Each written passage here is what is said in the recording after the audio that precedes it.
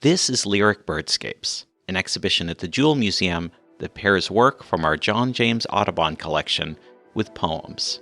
In this episode, poet Nicole Sealey talks with Donika Kelly and David Baker about poems, birds, and their work commissioned for the exhibition. The name of the bird is the call that it makes, whippoorwill. Although it turns out that this bird makes all kinds of sounds. It growls, apparently. It hisses. It claps its wings. It makes a noise that bird people call a quirt, this like little blurty sound. But it's that whippoorwill that I wanted to write about.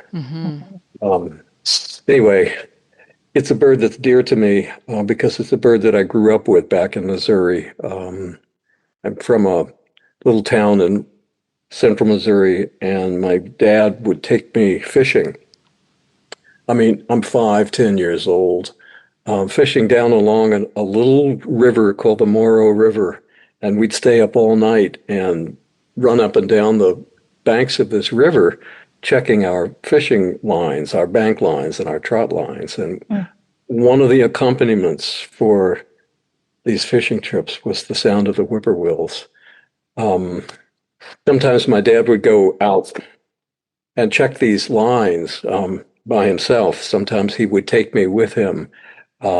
We'd walk, I mean by this, half a mile down the river and back in the middle of the night checking these lines. Sometimes we would go separately, and when we went in different directions, he would whistle.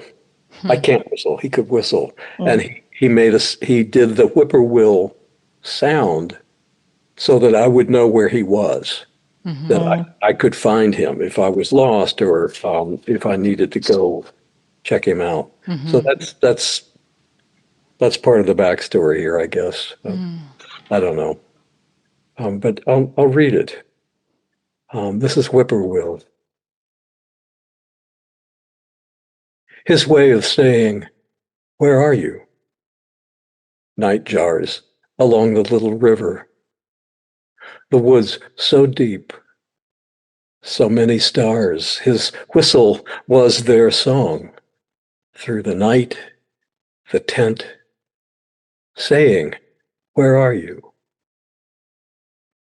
I'd go in the direction of the birds that sounded like him, whippoorwill, the way he whistled, and they sang through willows, so many moths by the lamplight, and gnats, the night a feast for the birds.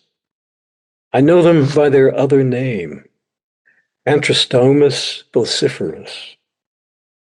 So few in the river woods, standing so far in recession, as we say, when it's us who've eaten them away into exurbs, company farms, where the river oaks, the little streams, so many stars we no longer see. I'd go downstream, he'd go up, running bank lines, checking limbs, how they quiver, a fish on a hook. Some nights he carried me back, too tired to walk, under stars, under dove call. I hear the echo of the river stones, Father. Tent flames, low limbs. Where have you gone? Night jars along the little river. No more. I would hear you. Please whistle.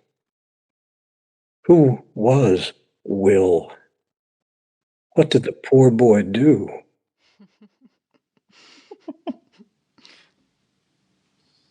Wow. What a wonderful end. And beginning and middle.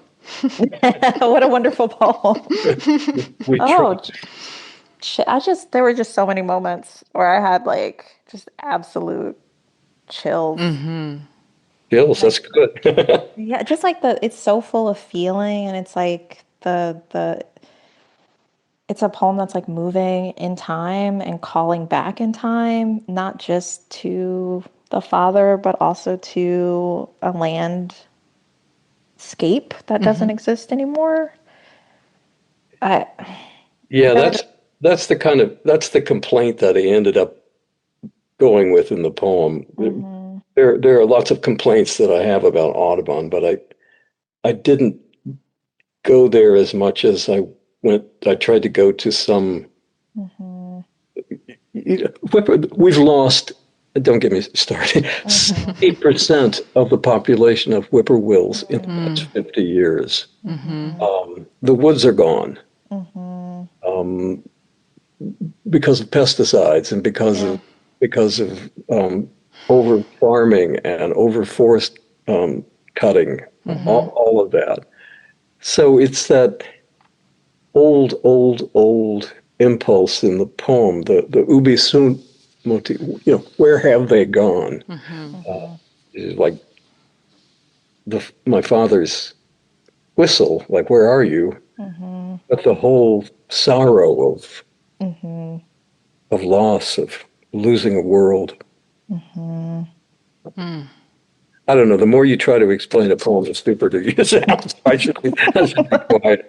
But no, I think that's exactly right, though. I mean, it's like because what you do is you show us. The showing is not just like the visual; it's also the auditory, right? Like the sounds that are lost because of our disregard, right? Our active, like the extraction, like because we are just like interested in extracting from, not stewarding, not holding the space, but just like what can we take from it? And there's so much that's lost in that orientation. And that loss, Donika, I don't think you've seen David's poem either, but that loss is reflected in the white space on the page and the spacing of the poem as well.